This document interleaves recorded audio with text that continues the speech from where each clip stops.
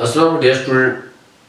Today we will discuss about the account equation in which we select the book Lawson book 18 edition. Today we will discuss a simple example related to this book. Dear student, our basic topic is of the accounting is accounting equation.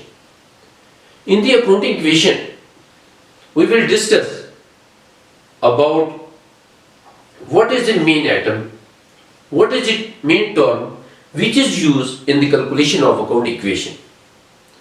Dear student, in the easy word, we can define the account equation is the formula of the firm asset must be equal to sum of liabilities and owner equities. Dear student,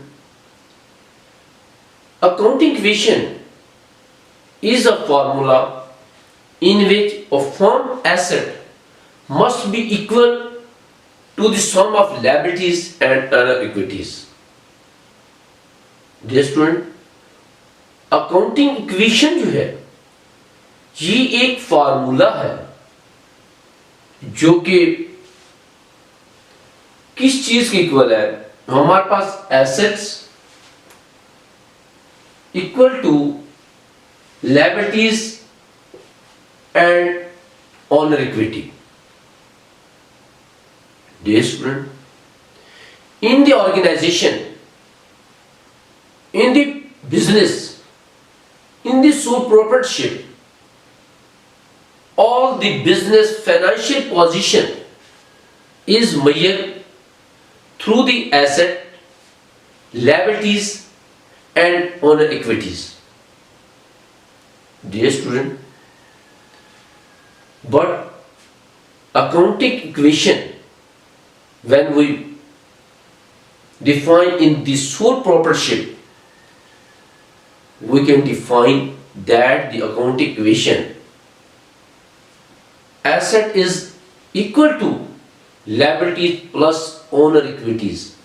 In the owner equities, we will discuss about the liabilities and capital of the owner.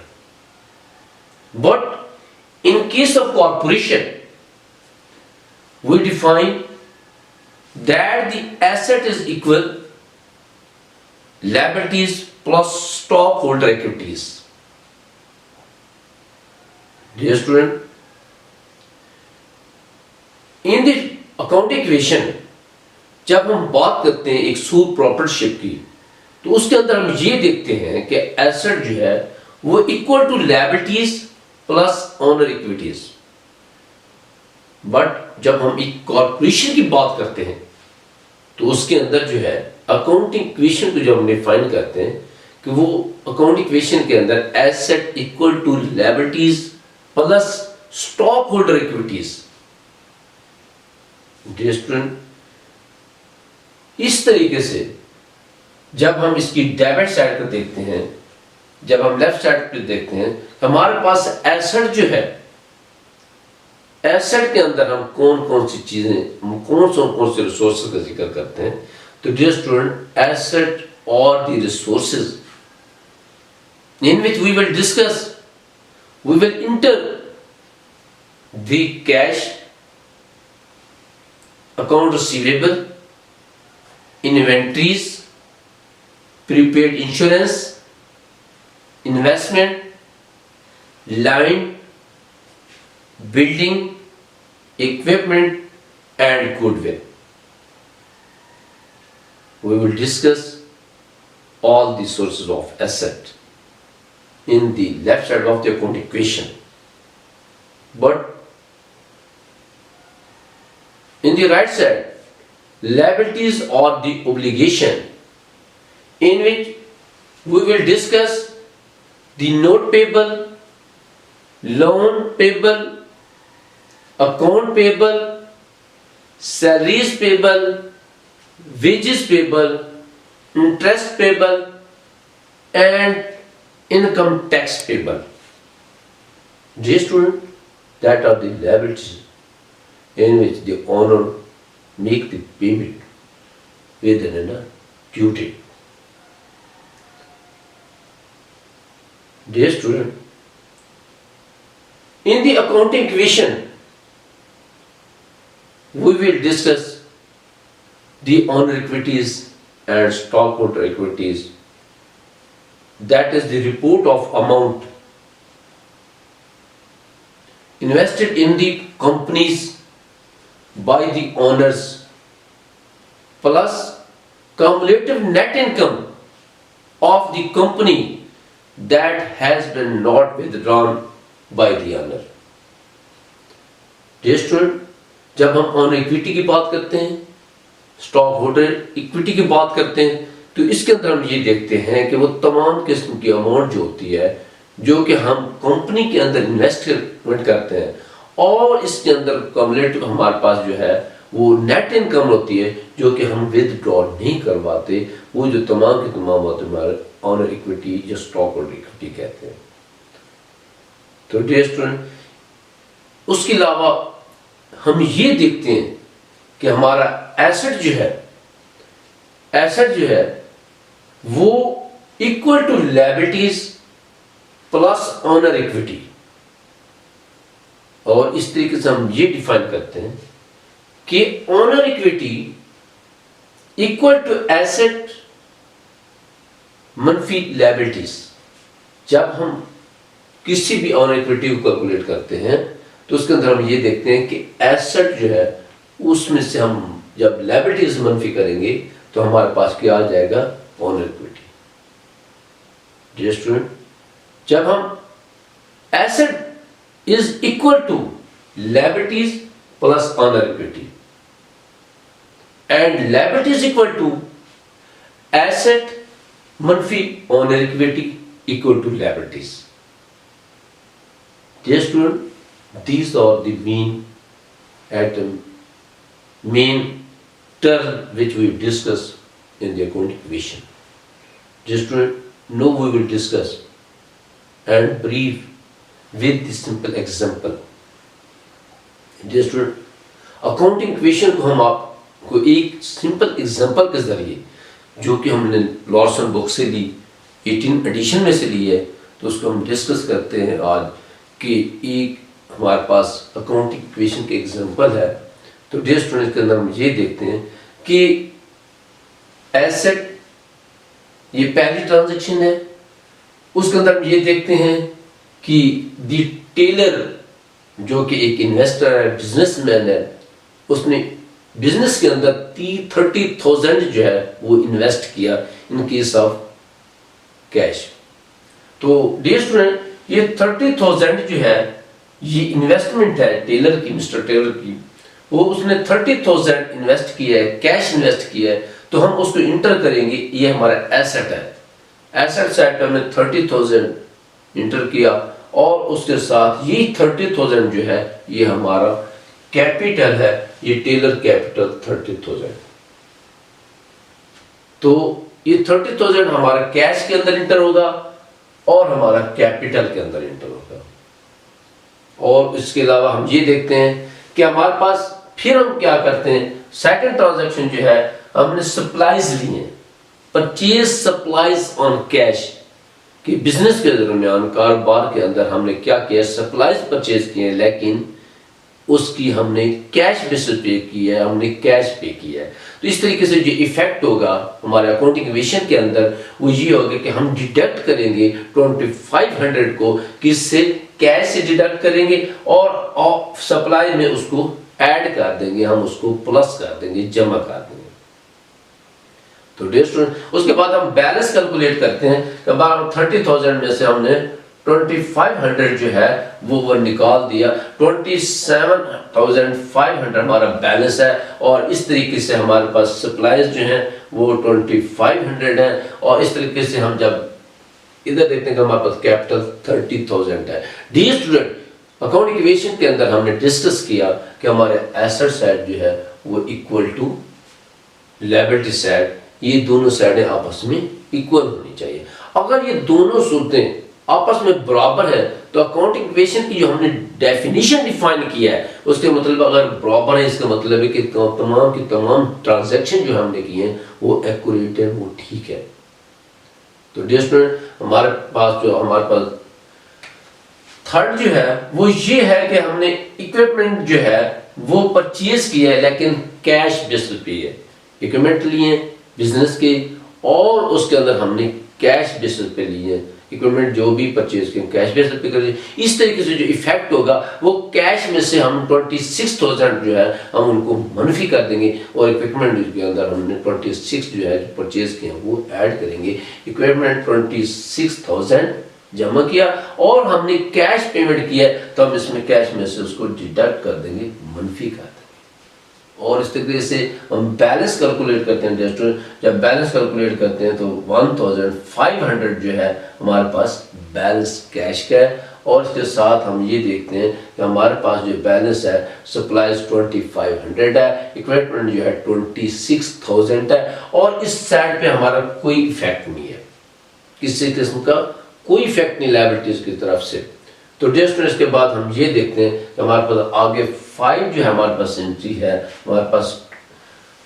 इसके अलावा हम 4 entry की जब बात करते हैं तो उसके अंदर हम ये देखते हैं कि हमने सप्लाईज लिए, परचेज सप्लाईज ऑन क्रेडिट। किसी पार्टी से हमने जब सप्लाईज परचेज किए वो क्रेडिट बेसिस पे किए, उसकी पेमेंट जो है हमने फ्यूचर डेट में करनी है। किसी भी डेट में फ्यूचर डेट के अंदर हमने उसकी पेमेंट करनी है। तो डियर स्टूडेंट ये हमने 7,001 में हमने सप्लाईज परचेज की लेकिन क्रेडिट बेस पे परचेज की। इस तरीके से क्या होता है कि हम सप्लाईज में इजाफा होगा, जो अकाउंटिंग कमीशन के अंदर इसका इफेक्ट होता है वो सप्लाईज के अंदर 7,100 का हमारे पास इजाफा होगा और इस तरीके से हम अकाउंट्स पेबल के अंदर 7,100 से इजाफा करेंगे। तो डियर स्टूडेंट इसके अंदर हम फिर ये देखते हैं जब हम बैलेंस कैलकुलेट करते हैं तो 1,500 हमारे पास बैलेंस कैश आ जाता है और हमारे पास सप्लाई जो है वो हमारे पास 2,500 है और उससे हम ऐड करेंगे 7,100। जब ऐड करते हैं तो 9,600 हमारे पास सप्लाई आ जाती है। तो हमारे पास इक्विपमेंट जो है 26,000 है और इस तरीके से हमारे पास अकाउंट्स पेबल जो है जो कि हमने ड्यू डेट के अंदर इसकी पेमेंट करनी है तो हमारे पास 7,100 अकाउंट्स पेबल आ जाएगा। इस तरीके से जब हम आगे देखते हैं कि हमारे पास स्टूडेंट नेक्स्ट ट्रांजैक्शन जो है वो ये है कि हमने सर्विस प्रोवाइड किया अपने क्लाइंट को। जब हमने सर्विस प्रोवाइड की क्लाइंट को, क्लाइंट ने उस पर हमें पेमेंट की है वो 4,200 जो कि हमारे एक हम उसको रेवेन्यू कंसिडर करते हैं। तो इस तरीके से रेवेन्यू जो होते हैं हम उसको रेवेन्यू कैश के अंदर हम उसे जमा करेंगे और फिर रेवेन्यू के अंदर क्रेडिट साइड पे हम लेफ्ट साइड पे उसको रेवेन्यू के अंदर ऐड करेंगे। इस तरीके से हम ये देखते हैं कि हमारे पास रेवेन्यू जो है वो 4,200 जो है हमारे पास रेवेन्यू रिसीव हुई जो कि हमने कैश के अंदर उसको ऐड किया और इस तरीके से हमने रेवेन्यू के अंदर हमारे पास 4,200 जो है हमने उसको रेवेन्यू के अंदर उसको लेफ्ट साइड पे उसको ऐड किया। तो डिफरेंस के अंदर फिर जब हम बैलेंस इसका कैलकुलेट करते हैं तो हमारे पास 5,700 उसका बैलेंस है कैश का और इस तरीके से हमारे पास नेक्स्ट जो बैलेंस है हमारे पास सप्लाईज वही 9,600 सप्लाईज और इक्विपमेंट जो 26,000 है और इस तरीके से हमारे पास अकाउंट्स पेबल जो है वही है हमारे पास 7,100 और 30,000 कैपिटल और रेवेन्यू जो है वो हमारे पास 4,200 है हमारे पास रेवेन्यू का बैलेंस है। इस तरीके से डियर ये है कि हमारे पास आगे ट्रांजैक्शन जो है हमारे पास वो 6 और 7 ट्रांजैक्शन जो है वो इकट्ठी हैं। वो हमारे पास कुछ एक्सपेंसेस हैं वो हमने देखने के हमारे पास एक्सपेंस जो है हमने ऐड किया 1,000 एक्सपेंस है जो कि हमने लैंडलॉर्ड को रेंट पे किया। हमारे जो हमने किराए पे लैंड ली हुई थी उसका हमने रेंट 1,000 पे किया और उसके बाद हमने आगे जो है 700 जो है वो एम्प्लॉय को सैलरी पे की है। तो इस तरीके से हम ये देखते हैं कि हमारे पास 1,000 जो हमने रेंट पे किया लैंडलॉर्ड को और उसके बाद हमने 700 जो है वो एम्प्लॉय की सर्विस हमारी सैलरी पे किया एम्प्लॉय की। इस तरीके 1,700 जो है वो हमारा एक्सपेंस है वो हमने कैश पे किया। इस तरीके से हम एसेट साइड को उसको कैश में से हम उसे डिडक्ट करेंगे, मनफी करेंगे और फिर हम एक्सपेंस के खाते में उसको ऐड करेंगे। हमारे पास इधर जो एक्सपेंस है हम वहाँ ऐड कर देंगे हमारे पास 700 जो है वो हमारे पास एक्सपेंस में आ जाएगा। इस तरीके से डियर स्टूडेंट हम जब उसका बैलेंस कैलकुलेट करते हैं तो 5700 हमारे पास टोटल कैश था, उसके अंदर हमने 1700 हमने मनफी किया तो हमारे पास 4000 हमारे पास कैश आ जाता है। और बाकी क्रेडिट साइड पे जो है हमारे जो है वो हम मनफी करेंगे एक्सपेंस को, एक्सपेंस साइड पे मनफी में 1700 जो है हम उसको इंटर करेंगे। और इस तरीके से डियर स्टूडेंट आगे हमारे पास जो है वो हमारे पास अकाउंट रिसीवेबल है जो कि हमने सर्विस प्रोवाइड की, हमारे पास 16,000 की हमने कुछ सर्विस प्रोवाइड की है अपने क्लाइंट को, वो हम रिसीव करना है। और 300 की जो है वो भी हमने सर्विस जो है हमने प्रोवाइड की, वो भी हमने 300 वसूल करना है। इस तरीके से जो स्टूडेंट हमने अपने कंसल्टेंट सर्विस जो प्रोवाइड की वो हमने 16,000 की है और 300 जो है वो टेस्टिंग सर्विस प्रोवाइड की। इस तरीके से 1900 जो है वो हमारे पास टोटल हमारे पास जो है इनकम है जो कि हमने अकाउंट रिसीवेबल से रिसीव करनी है। इस तरीके से हम ऐड करेंगे अकाउंट रिसीवेबल में से 1900 और आगे हमारे पास लायबिलिटी साइड पे रेवेन्यू के हम ऐड करेंगे। रेवेन्यू के अंदर वो हमारे पास आ जाएगा, रेवेन्यू के अंदर हमारे पास 1600 हमारे पास इनकम है और 300 जो है ये भी हमारे पास 1900 1900 जो है वो हमारे पास ऐड हो जाएगी इनकम। इस तरीके से हम जब इसका बैलेंस कैलकुलेट करते हैं 4000 हमारे पास कैश है और 1900 हमारे पास जो है अकाउंट रिसीवेबल है और इस तरीके से सप्लाईज 9600 और 26000 जो हमारे पास इक्विपमेंट है। और इस तरीके से हमारे पास अकाउंट्स पेबल 7,100 30,000 कैपिटल है और टोटल रेवेन्यू जो है वो 6,100 है और आगे हमारे पास एक्सपेंस 1,700 और इस तरीके से DST हमारा बैलेंस था। और उसके बाद हमारे पास जो 9 ट्रांजैक्शन है वो ये है कि जो हमने अकाउंट रिसीवेबल से हमने सर्विस प्रोवाइड की थी वो हमने उससे पैसे वसूल कर लिए 1900 जो है वो हमने वसूल किया। जब हम अकाउंट रिसीवेबल से अमाउंट वसूल करते हैं DST वो हमारे कैश के अंदर उसका जो इफेक्ट होगा वो कैश में हम जमा करेंगे और अकाउंट रिसीवेबल में से उसको हम मनफी कर देंगे। तो इस तरीके से हम ये देखते हैं कि हमने अकाउंट्स कैश के अंदर जमा किया 1900 और हमने अकाउंट रिसीवेबल उसको मनफी किया। लायबिलिटी साइड पे इस पे किसी किस्म का कोई असर नहीं होगा क्योंकि यहाँ तक इसका असर खत्म हो जाता है, इसका इफेक्ट जो होता है यहाँ खत्म हो जाता है कि हम अकाउंट रिसीवेबल इसको मनफी कर देंगे और कैश में हम जमा करेंगे। इस तरीके से बैलेंस होगा वो हमारे पास 5,900 जो है वो कैश का बैलेंस आ जाता है और अकाउंट रिसीवेबल जो है वो नील हो जाता है। और इस तरीके से डियर स्टूडेंट हम आगे देखते हैं कि हमारे पास 10 जो ट्रांजैक्शन है वो ये है कि हमने 900 जो है वो हमने अकाउंट्स पेबल पे किया। जो हमने अकाउंट्स पेबल पेमेंट करनी थी जब उसकी ड्यू डेट आ जाती है हम उसकी पेमेंट करते हैं स्टूडेंट, उसके अंदर हमने 900 की जो है वो पेमेंट की है अपने क्लाइंट को जिसको हमने पेमेंट करनी, जिससे हमने कुछ न कुछ अपने इक्विपमेंट ये सप्लाईज हमारे हमने क्रेडिट पे लिए तो उसको हमने पेमेंट करनी थी तो हमने 900 उसको पेमेंट की। जब पेमेंट करते हैं तो उसका अकाउंट्स पेबल के अंदर भी मनफी होता है और हमारे पास कैश के अंदर भी हम मनफी होता है क्योंकि हमने उसकी कैश पेमेंट की है, हमने सप्लाईज क्रेडिट पे ली थी और ड्यू डेट जब हमारे पास डेट आ जाती है हम उसको पेमेंट करते हैं कैश की। अब यहाँ तक हम क्या हम यहाँ पर हम 900 की पेमेंट करें कैश के अंदर, कैश पे पेमेंट की 900 की और इस तरीके से जो है हमने 900 की अकाउंट्स पेबल में से हम उससे मनफी कर देते हैं। जो हमने पेमेंट करनी होती है हम उसको पे कर देते हैं। इस तरीके से अकाउंट्स पेबल में से हम मनफी करेंगे और कैश में से भी उसको मनफी करेंगे। इस तरीके से हमारा जो बैलेंस आएगा वो 5,000 जो है हमारे पास बैलेंस आ जाता है क्योंकि 5,900 था, 900 इसमें से हमने पेमेंट की, फिर हमारे पास 5,000 आ जाता है और इसके बाद हमारे पास अकाउंट रिसीवेबल नील हो जाता है क्योंकि हमने अकाउंट जो रिसीवेबल अमाउंट रिसीव करनी थी वो हमने रिसीव कर ली। और इस तरीके से अकाउंट्स पेबल जो है वो हमारे पास 6,200 जो है वो बैलेंस अमाउंट आ जाती है। तो इस तरीके से डियर स्टूडेंट आगे हम ये देखते हैं कि आगे हमारे पास 11 जो ट्रांजैक्शन है वो ये है कि 200 जो है वो withdraw by the business. Dear student, any investor, any businessman when he draw the amount from his business for a personal use is called the drag. तो इस तरीके से डियर स्टूडेंट ऐसे बिजनेसमैन या मालिक जब अपने बिजनेस से कोई अमाउंट अपनी ज़ाती इस्तेमाल के लिए निकलवाएगा, वो उस अमाउंट को हम ड्रैंक कहते हैं, उसको हम कैश में से हम उसको मनफी करेंगे। तो हमने उसको कैश में से हमने मनफी किया और उसके ड्रैंक का जो अकाउंट है उसमें भी हम उसको इंटर करेंगे, मनफी करके इंटर करेंगे। तो टिल विदड्रॉल 200 मनफी, और इस तरीके से हम कैश में से हमने 200 को मनफी किया।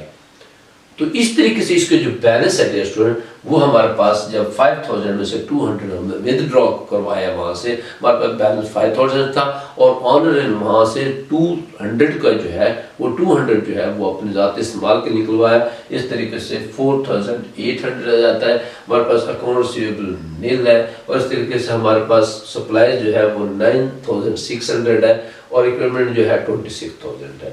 और जब हम बात करते हैं लायबिलिटी साइड की, तो हमारे पास अकाउंट्स पेबल जो है वो 6200 जो है अकाउंट्स पेबल है और 30,000 हमारे पास कैपिटल है और विदड्रॉ जो 200 जो है टेलर ने अपने बिजनेस से निकलवाया ज़ाती यूज़ के लिए, तो हमारे पास 200 है और उसके बाद हमारे पास रेवेन्यू जो है 6100 है और हमारे पास एक्सपेंस जो है वो 1700 है। डियर स्टूडेंट, ये हमारा अकाउंटिंग इक्वेशन है। इसकी जो असल चीज़ है इसके अंदर ये होता है कि इसका जो हमने फार्मूला यूज़ किया कि accounting equation is a formula in which a firm asset must be equal to the sum of liabilities and owner equities। कि हमारे पास जो डेफिनेशन थी उसके अंदर ये था कि हमारे पास एसेट जो है वो इक्वल होनी चाहिए किस चीज़ के, सम ऑफ लायबिलिटीज एंड इक्विटी के बराबर होना चाहिए। इस तरीके से जब हम इसका टोटल कैलकुलेट करते हैं तो हमारे पास 40,400 है डेबिट साइड और हमारे पास क्रेडिट साइड, हमारे पास ये लेफ्ट साइड जो है लेफ्ट साइड जो है 40,400 है और राइट साइड भी हमारे पास 40,400 है। इस तरीके से हमने जो भी पोजीशन की, जो भी हमारे एंट्रीज किए हैं, जो भी हमने ट्रांजैक्शन किए हैं, इसका मतलब है वो मुकम्मल ठीक है, वो उसका जो भी है हमारे ट्रांजैक्शन वो बिल्कुल एक्यूरेट है, ठीक है। दोनों अपन लेफ्ट साइड और राइट साइड का बैलेंस जो है वो दोनों इक्वल है। डियर स्टूडेंट, हम डिस्कस कर रहे थे अकाउंटिंग के अंदर two side, asset side and liability side should be equal. Dear student, जब हमने एसेट साइड को टोटल किया तो हमारे दोनों साइड जो हैं वो इक्वल है, बराबर है। तो इस तरीके से हम ये देखते हैं कि 40,400 जो है हमने कैलकुलेट किया कि हमारे पास क्या है कि वो टोटल अमाउंट 40,400 है और इस तरीके से हमारी क्रेडिट साइड जो है, लायबिलिटी साइड जो है वो 14,400 है। ये दोनों साइड आपस में बराबर है। इसका मतलब है कि जितने भी हमने ट्रांजैक्शन किए अकाउंटिंग इक्वेशन के अंदर, जितने भी हमने एसेट या लायबिलिटीज या हमारे पास ओनर इक्विटीज जो भी हम ट्रांजैक्शन किए, इसका मतलब है कि वो एक्यूरेट है, वो ठीक है। तो डियर स्टूडेंट, हमारा मेन ऑब्जेक्टिव जो है वो हमने बेसिक अकाउंटिंग जो है उसके लेक्चर डिलीवर करने हैं और उसके अंदर हम ये देखते हैं कि तमाम के तमाम स्टूडेंट जिन्होंने बैचलर लेवल पे एडमिशन लिया है, हम उनकी बेस अकाउंटिंग की हमारी कोशिश होती है उनको लेक्चर जो है आसान से आसान लफ्ज़ में दें, आसान से आसान तरीके के अंदर उनको हम समझाएं ताकि वो उनके कंसेप्ट क्लियर हो जाएंगे। डियर स्टूडेंट, ये लॉसन की बुक है, आज हम उसके एग्जाम्पल किया है, आगे फिर हम उसके प्रॉब्लम्स हल कराएंगे आपको।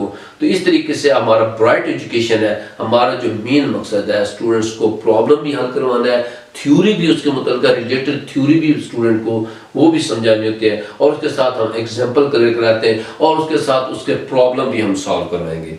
तो डियर स्टूडेंट, हमारा चैनल ब्राइट एजुकेशन है। ब्राइट एजुकेशन के अंदर हमारा जो मेन मकसद है वो स्टूडेंट को फंडामेंटल फाइनेंशियल अकाउंटिंग के बारे में, हमारे पास जो फंडामेंटल प्रिंसिपल अकाउंटिंग प्रिंसिपल जो बुक है हम उसके बारे में आपको लेक्चर देंगे और इंशाल्लाह इसके साथ हम आपको थ्योरी भी क्लियर करेंगे, हम एग्जांपल भी क्लियर करेंगे और इसके अंदर जो प्रॉब्लम्स होंगे वो भी आपको सॉल्व करेंगे। तो डियर स्टूडेंट, आप हमारे चैनल को लाजमी सब्सक्राइब किया करें और शेयर करें, अपने स्टूडेंट दोस्तों के साथ शेयर करें, ताकि ज़्यादा से ज़्यादा स्टूडेंट इस चैनल से बेनिफिट्स हासिल कर सकें और अपने बेसिक अकाउंटिंग के बारे में वो अपने तमाम के तमाम पॉइंट को क्लियर कर सकें। तो डियर स्टूडेंट, इस तरीके से जो है मुझे उम्मीद है कि आप स्टूडेंट हमारे चैनल का विजिट भी कर रहे होंगे और लाजमी जो है इसको सब्सक्राइब करें और आगे शेयर करें। तो डियर स्टूडेंट, इस वक्त के लिए मैं आपसे इजाज़त चाहता हूँ। अल्लाह हाफिज़।